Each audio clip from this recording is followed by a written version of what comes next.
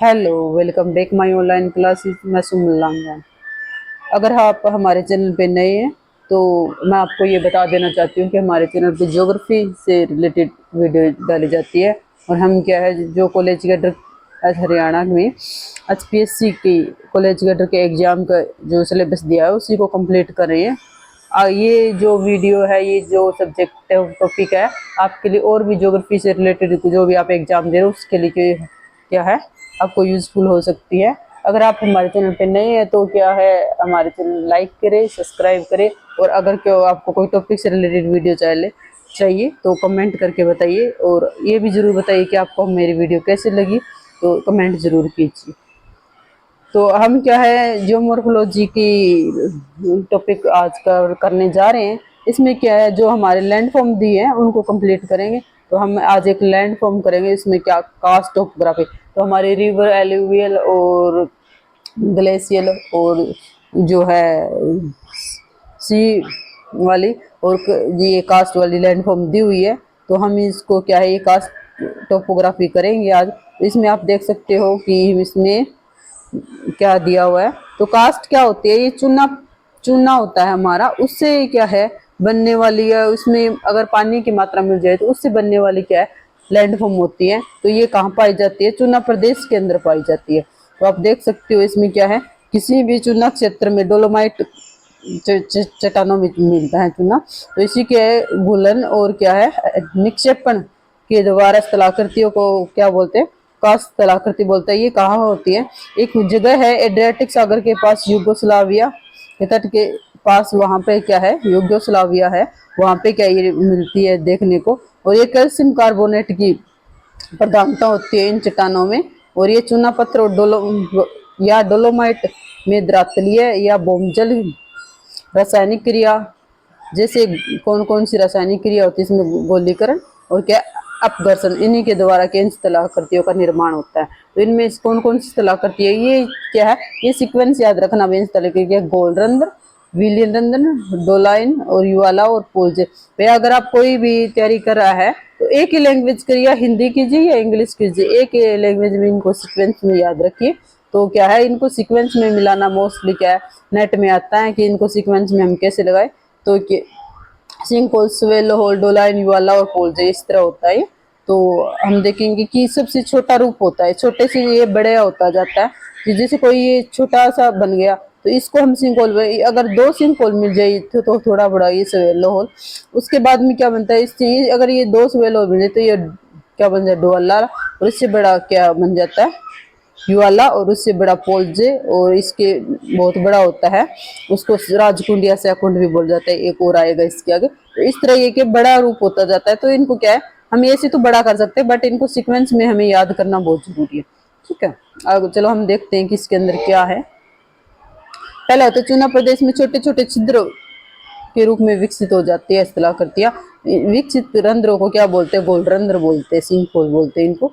ये गोलरंध्र बड़े हो जाते हैं और कई मीटर क्या है, 100 मीटर या 300 फीट तक हो जाते हैं। 1 मीटर में 3 फीट होती है।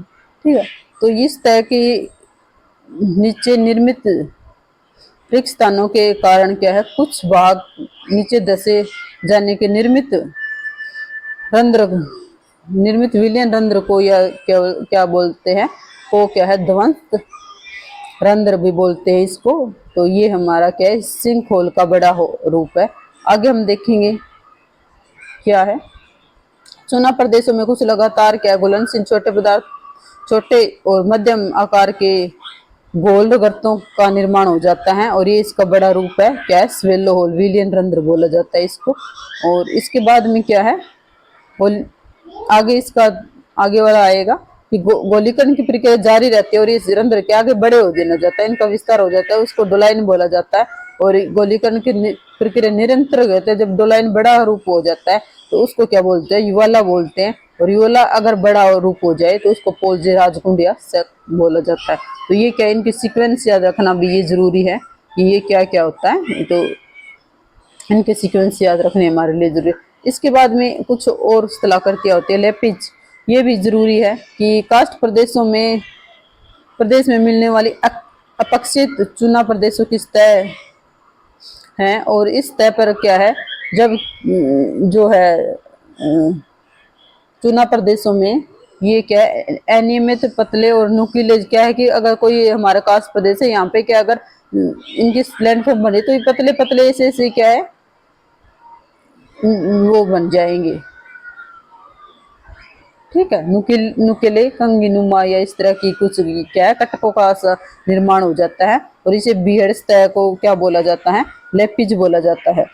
इसके बाद में आता है कि जो कंदराएं बन जाती हैं, ये ऐसे प्रदेशों में क्या एकांतर स्तरों और क्या चूना बालू और या क्वार्ट्जाइट के बीच में अगर चूना पत्थर और डोलोमाइट चट्टानों के विद्यमान वहां मुख्यतः प्रमुखतः कंदराओं का निर्माण हो जाता है। और इन दरारों में जो है जल के दरारों में रिस कर अंदर चला जाता है और क्षैतिज अवस्था में बहता है। और इसी इसी तल संतरण के साथ क्या चूना चट्टाने घुलती रहती है और लंबे क्या है एक कंदरा का निर्माण हो जाता है।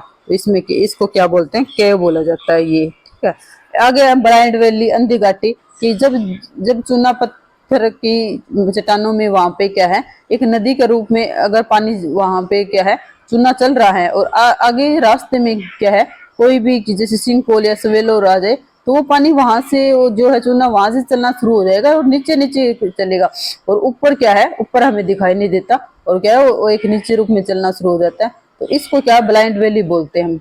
देखो, जब विलियन रंध्र के प्रवाह के मार्ग में आ जाता है, इस प्रवाह के मार्ग में विलियन रंध्र आ जाए तो क्या है यह पूरी नदी क्या है उसमें गिरकर विलीन हो जाती है और लुप्त नदी बाद में पतालीय रूप ले लेती हैं और क्या है अंदर अंदर ही अंदर सागर तक पहुंच जाती है। और उससे शुष्क क्या है बची हुई घाटी को क्या बोलते हैं हम, अंध घाटी या अंधी घाटी या ब्लाइंड वैली बोलते हैं। कि आगे जो शुष्क बच जाती है, आगे जो नहीं जा पाता ये चुना ये घुला हुआ, और वो जो रास्ते में कोई विलियन अंदर या आ जाता है उसके अंदर क्या चला जाता है। तो आगे डिपोजिशनल हम लैंड फॉर्म ये क्या है इरोजनल लैंड फॉर्म थी। और उसके बाद में क्या है जब उनका डिपोजिशन होता है उसकी लैंड फॉर्म हम आगे देखेंगे। ये हमारी क्या है डिपोजिशनल लैंड फॉर्म है। सारे डिपोजिशनल लैंड फॉर्म को क्या हम स्पीलियोथर्म बोलते हैं। ठीक है, तो आगे हम देखते हैं कि ये देखो ये हमारी चुना की सारी डिपोजिशनल लैंड फॉर्म है। ठीक है, इसके अंदर हम क्या देखते हैं कि जब चूना, देखो मैं एक मेनली सीधा ही बता देती हूँ इसको। जब चूना पदार्थ जो अंदर की डिपोजिशन होती है उसके अंदर, तो जब चूना ऐसे ऐसे टपकना शुरू कर देता है तो पहले क्या है छोटे छोटे से क्या स्टोन के रूप में बनता है, तो उसको हम ड्रिप स्टोन बोलेंगे। जब ये क्या है ड्रिप स्टोन थोड़े से बड़े होने शुरू हो जाते हैं, ऐसे लटकने शुरू हो जाते हैं, तो उसको हम क्या है ऊपर वाले को स्टेलगेटाइट, और जब ये टपक के नीचे बैठते हैं तो उसको नीचे जो ढेर जमा होता है उसको स्टेलगेमाइट बोलते हैं। ठीक है, और ऊपर वाले को स्टेलगेटाइट और इसको स्टेलगेमाइट। ठीक है, और जब ये क्या है टपकता टपकता और ये दोनों क्या है ये ऊपर स्टेलगेटाइट और स्टेलगेमाइट दोनों आपस में मिल जाते हैं, इन दोनों को क्या है कॉलम या क्या केव पिलर बोला जाता है।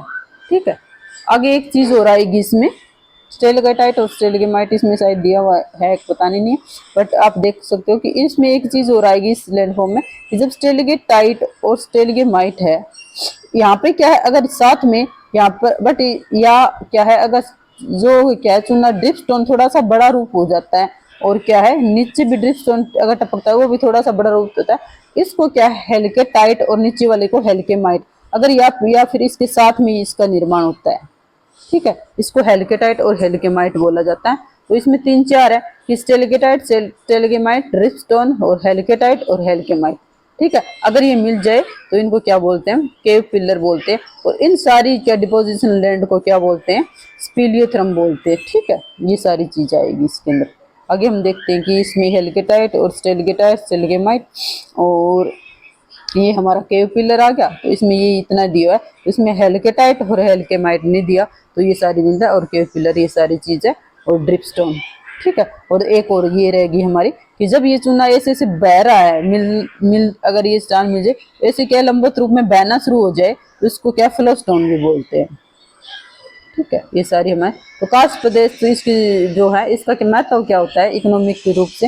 विकास प्रदेश प्राय बंजर होते हैं और क्या है, चट्टानों में पारगम्यता और नदियों का अभाव के कारण यहाँ वनस्पति का विकास हो, क्योंकि चूना पत्थर होता है ओनली वहां पे कैल्शियम कार्बोनेट ज्यादा होता है, और वहां पे क्या है कोई भी क्या वनस्पति क्या है नहीं पैदा होती।